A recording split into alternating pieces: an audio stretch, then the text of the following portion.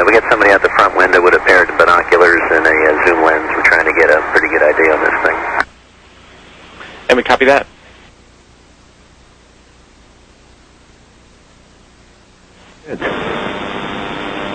Houston, Atlanta.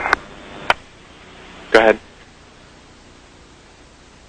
Terry, we're in the process of taking pictures with the 400. We've got several other pictures as well, but the best view we got was through the binoculars, and the best way I can describe it is there's some kind of reflective cloth or with a metallic-looking type of cloth of a structure that's definitely not rigid, or it's not a solid metal structure. It also has some type of grounding strap coming off of it, a copper line, what appears to be a grounding strap. Doesn't look like anything I've ever seen on the outside of the shuttle, that's for sure. Okay, copy. That helps. Thanks. Okay, I don't know if you guys are still tracking it with the camera. We actually can't see it anymore, Brett. Okay, it started over window 8, then quickly moved towards the nose of the orbiter, and we tracked it through windows 1, 2, 3, 4, and now it's out sort of out window 5. It's moving away. The last focal length we had was well over 100 feet, an opening. Okay, copy that.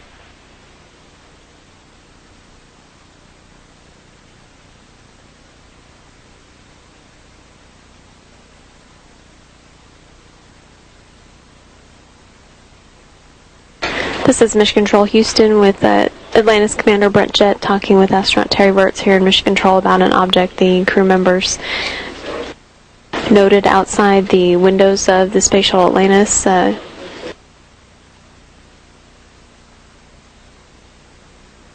Jett describing it as some kind of reflective or metallic looking cloth, but definitely not a rigid or metal object. Seen moving away from the space shuttle at least 100 feet, in his words.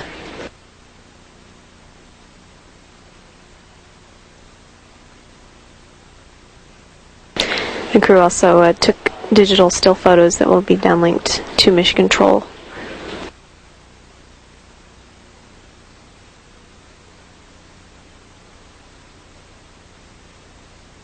This is Mission Control Houston now with a mission elapsed time of 10 days, 20 hours, and 21 minutes.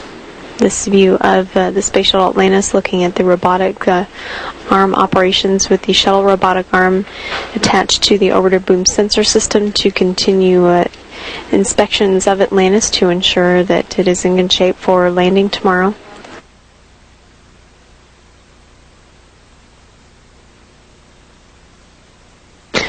The mission managers, engineers, and flight control team have not determined any areas of interest for this sensor or camera survey of the orbiter, just using the procedure that is in place and the time available to inspect all the critical surfaces of the space shuttle.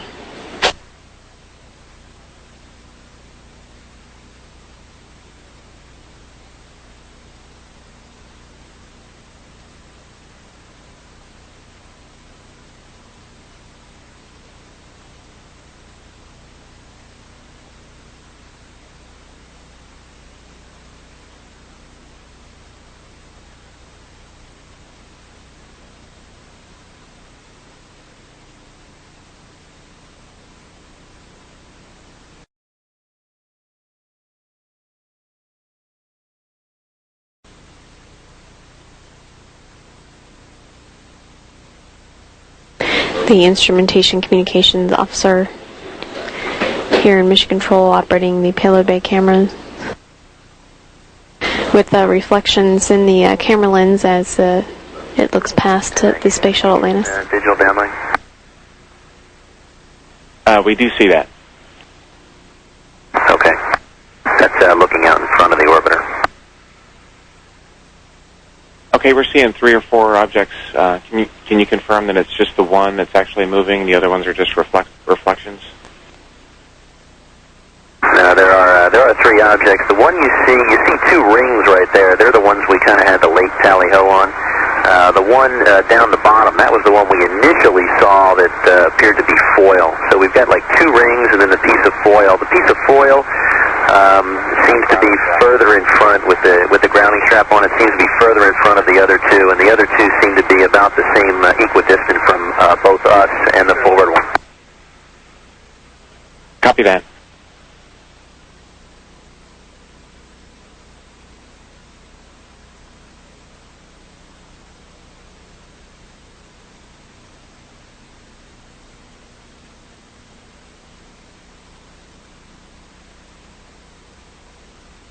The crew were actually commanding this payload bay camera to look at the objects observed out the flight deck windows.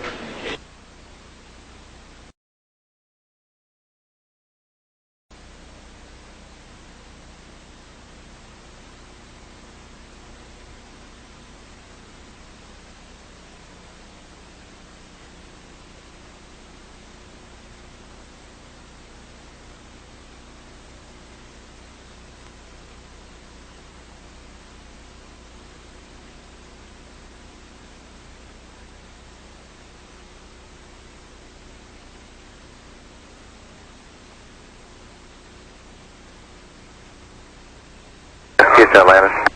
Go ahead. Yeah, I'm just wondering how close we are to the trajectory flown by the Soyuz.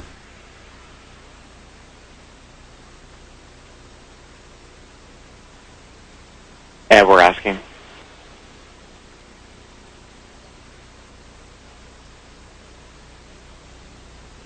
We're going to check on that, but while we're waiting for that, we're thinking based on our daylight and KU availability, if we can get back to the OBSS inspection and maybe use the still cameras to photograph these objects. Yeah, we understand. We're getting back to OBSS. Thanks.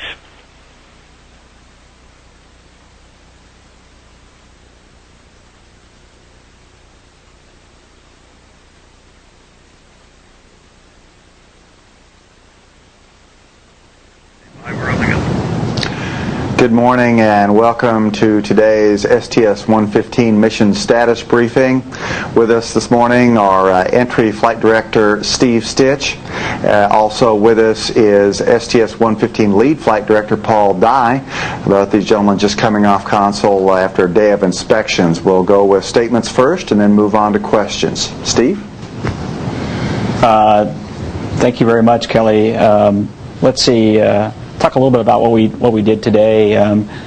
Today, of course, yesterday when we were talking about landing, and as you well know, we saw an object yesterday, and mission management team met yesterday, and we spent the time today inspecting the vehicle. We did 2 different sets of inspections. The first one was using the shuttle's remote manipulator system. We looked at both wing leading edges, we looked at the nose cap, and we looked at the under surface of the shuttle. In those inspections with the starboard with the RMS system, we didn't see any evidence of any kind of damage. About the only remarkable thing we saw was that the gap filler on the starboard ET door and the little piece of shim stock on the port ET door was no longer there. So far the inspections are going well. When we left the control center, we were in the middle of our inspections with our orbiter boom sensor system, which we were doing just to get a little bit more confidence in a couple of the areas of the vehicle, primarily the elevon area in the back and then the rudder speed brake. Those are a couple of areas that we exercised yesterday with the FCS checkout, and so we're going to spend a little bit extra time checking the vehicle. And that's a brief summary of what I have, and I'll turn it over to Paul and see if he has anything to add. Not much more, Steve. I was very impressed today. The crew got up ready to work. They clearly were well trained to go out and do things. They pulled out their PDRS and we got right into a complex set of procedures that they'd never seen before. But you could never have you never would have known it. It was just as if they had done those procedures many times. That was both for the PDRS and for the when we brought the OBSS out easy later on. like Steve, I didn't see anything that was particularly anomalous from what we've done so far, and I expect the crew is going to be finished and ready for Steve to bring them in tomorrow. With that, we'll go ahead and start with some questions here at Johnson Space Center. Please remember to state your name and affiliation. Gina? Gina Sinceri, ABC News. So everyone's buzzing about these three objects that we're seeing.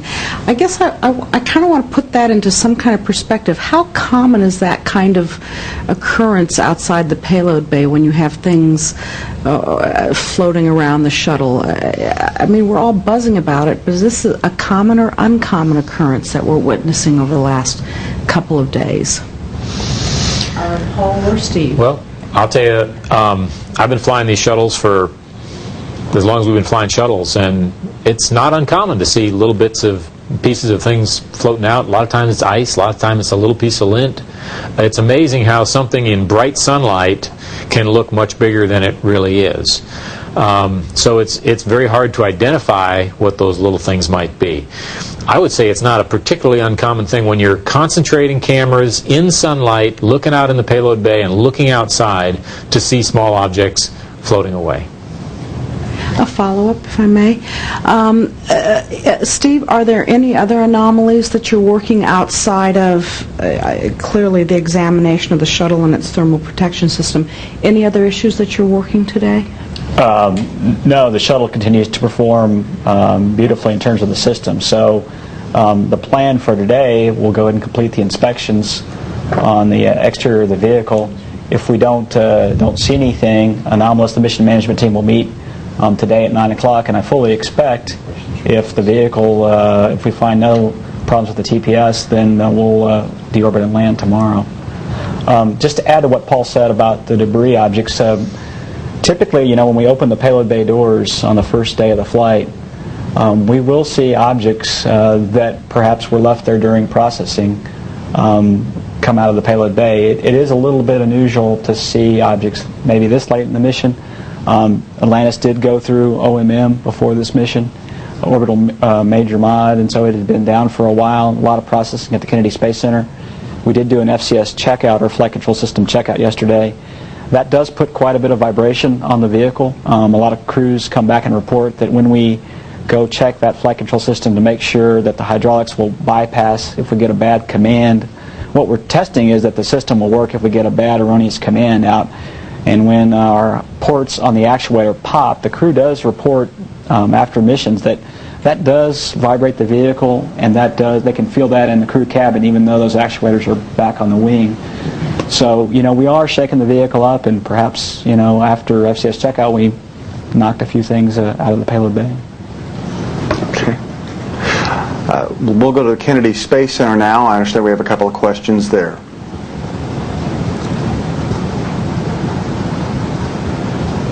This is Jay Barbary with NBC News. First, Steve, the shim stock that was on the ET attached door, I believe you said that you saw before and it's no longer there. Could that have been the co-orbiting object that we saw yesterday? And for Paul, have you any idea of the number of pieces of space debris up there that NORAD is currently tracking? Well, let's see. I'll start with the first question.